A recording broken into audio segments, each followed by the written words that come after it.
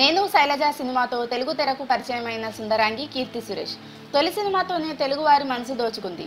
నాని హీరోగా వచ్చిన నేను లోకల్ సినిమాతో మరో విజయాన్ని తన ఖాతాలో వేసుకుంది. ఆ సినిమా ముందు వరకు కీర్తి పారితోషికం 1.5 కోట్ల రూపాయలట. తమిళంలో వరుస విజయాలను సాధిస్తున్న కీర్తి అక్కడ ఒక్క సినిమాకు 2 కోట్ల రూపాయలు తీసుకుంటుందట. ప్రస్తుతం కీర్తి సురేష్ ఖాతాలో 2 పెద్ద తెలుగు సినిమాలు ఉన్నాయి. త్రివిక్రమ్ పవన్ కాంబినేషన్లో తెరకెక్కుతున్న సినిమాతో పాటు సావిత్రి బయోపిక్ ఆధారంగా తెరకెక్కుతున్న మహానటి సినిమా కూడా కీర్తి చేస్తోంది. మహానటి సినిమాకు గాను కీర్తి సురేష్ 3 కోట్ల రూపాయల పారితోషికం అందుకుందట. ఈ సినిమా తెలుగుతో పాటు తమిళంలోనూ విడుదల కానుంది. తెలుగుతో పోల్చుకుంటే కీర్తికి తమిళంలో మరింత పాపులారిటీ ఉంది. అందువల్ల కీర్తి ఇమేజ్తో తమిళనాట కూడా మహానటి భారీగా విడుదల చేయడానికి ప్రయత్నిస్తున్నారు నిర్మాతలు.